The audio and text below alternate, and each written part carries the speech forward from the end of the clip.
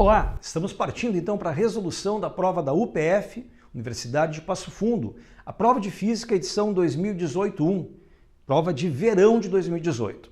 Prova da UPF que nos últimos anos ela deu uma facilitada, a gente não tem como negar. As provas anteriores, ano 2015, eram provas muito mais trabalhosas, deram uma aliviada, mas eu considero a UPF em nível de vestibulares hoje, no Rio Grande do Sul, uma das provas mais bem elaboradas e melhores de fazer por parte do aluno no que tange a prova de Física. Vamos dar uma olhadinha nas questões de 2018. Olha a primeira aqui, ó. Questãozinha que envolve a queda livre de um corpo, ele despreza a resistência do ar, e ao mesmo tempo um barquinho andando num rio embaixo, em MRU. Então o cara, do alto de uma ponte, ele tem largado um objeto, esse objeto levou um tempo para cair, e nesse tempo de queda do objeto ele quer saber o quanto o barco se deslocou. Como o barco faz uma velocidade constante, o deslocamento que ele vai fazer aqui na água vai ser o produto dessa velocidade e do tempo do movimento, que é o tempo de queda do corpo na ponte. Como eu conheço a altura de queda, ele parte do repouso, porque ele é abandonado no ponto mais alto, e a gente conhece a gravidade desse lugar, a gente calcula ali por uma equação de MRUV, eu escolhi a equação do deslocamento, mais direta nesse caso, com os dados que a gente tem, e acho um tempo ali de 2 segundos. Nesses 2 segundos, andando a 20 metros por segundo, o barco teria deslocado 40 metros. Isso, no caso, na questão é a alternativa C de Canadá. Então, uma questãozinha de cinemática, criativa, envolvendo 2 movimentos na mesma questão. Próxima questão é uma questão que talvez seja uma ou, quem sabe, a questão da prova onde a galera teve mais dificuldade. Por quê? Porque é uma questão de dinâmica, leis de Newton, forças, os alunos às vezes têm dificuldade nisso desde a escola. Então ele diz para ti que tu tem ali um bloco em cima da mesa, é um chão com atrito entre ele e o bloco, e existe um puxão que é dado aqui no bloco de maneira inclinada, oblíqua para cima. Ele relaciona essa força que puxa com a força de atrito e o peso com a normal. Não é uma situação das mais comuns, onde um corpo está apoiado livremente na horizontal e o peso e a normal têm valores iguais. É uma situação um pouquinho diferente. Se a gente for analisar, o mais importante é que ele fala aqui que a velocidade do bloco é constante. Isso quer dizer que a força resultante aqui tem que estar valendo zero, tem que ser nula essa resultante.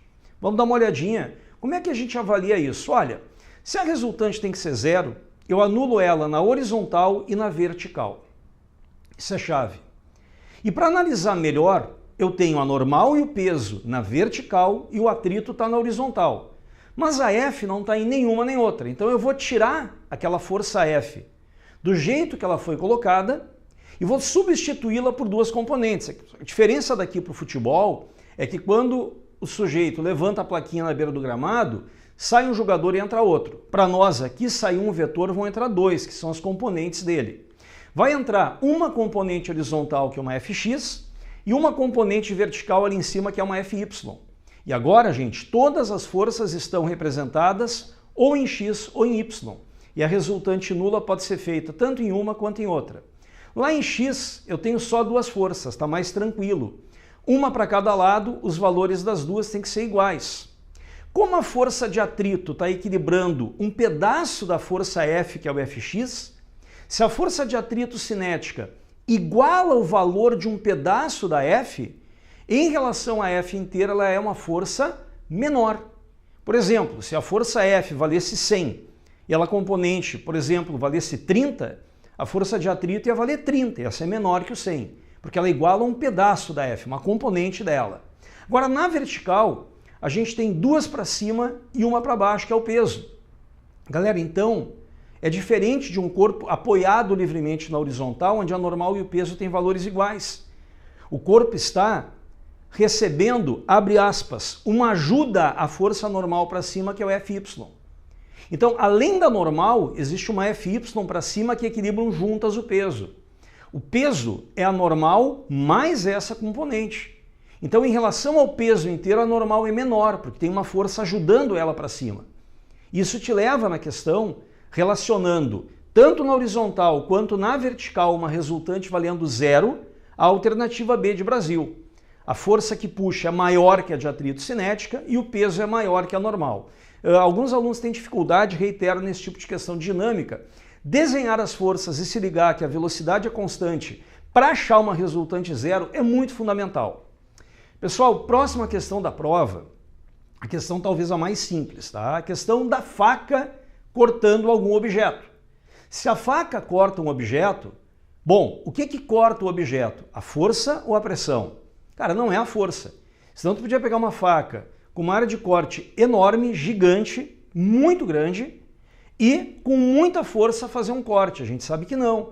Que para fazer alguma coisa ser cortada, a gente precisa afiar a faca, passar a faca em algum corpo que desgaste o metal. Se eu diminuo a área de contato, lembra, pressão é a relação entre força e área. Se eu diminuo a minha área de contato, eu consigo fazer mais pressão, que é o que vai gerar um corte com maior facilidade. Por isso que na questão, quando a gente faz um fio numa faca, o que a gente está fazendo na realidade é diminuindo a área de contato para ter, logo depois, um aumento de pressão. Questão interessante, embora simples, interessante. Avançando um pouco, para o cara que deu uma estudada em ótica, ele tem uma questão também bem boa de acertar. O cara está mostrando para a gente aqui, trazendo toda uma contextualização para isso, é claro, um fenômeno de dispersão da luz branca.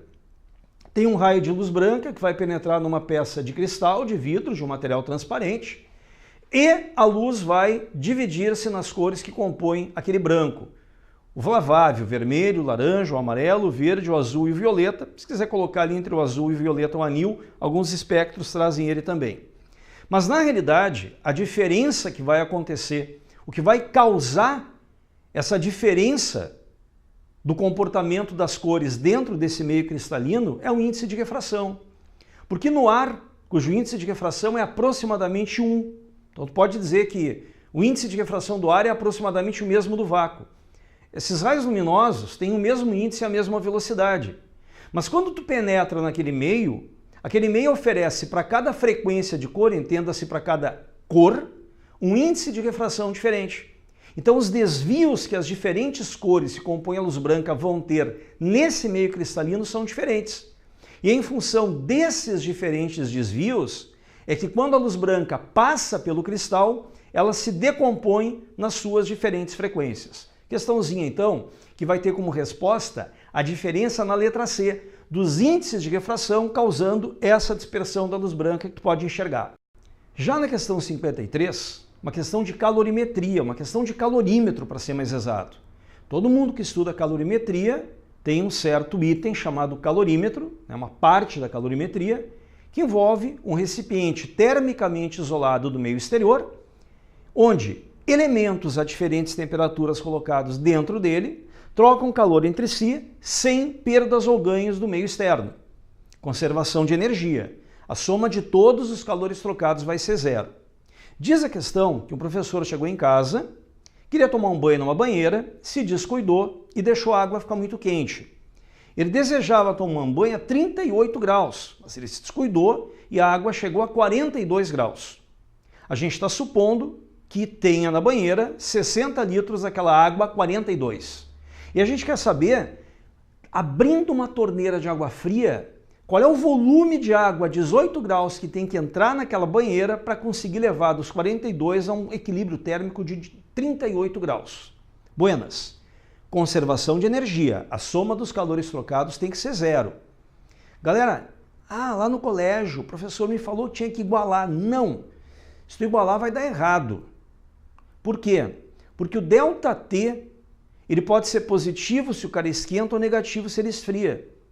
Positivo vai ser um MC∆T que indica que ele ganhou calor.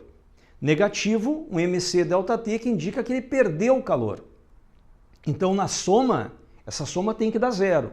Calorímetro, tu sempre vai fazer a soma dos MCs∆Ts dando igual a zero. Nessa questão, outro detalhe, tá? Ele pede o volume de água. Então lá no final a gente tem que pegar a massa de água, usar a densidade da água para achar o volume de água. Aqui é tranquilo, porque segundo até o que ele falou, a densidade da água é 1 grama por centímetro cúbico. Agora, se fosse um outro material, a gente teria que fazer esse produtinho para achar o volume a partir da massa.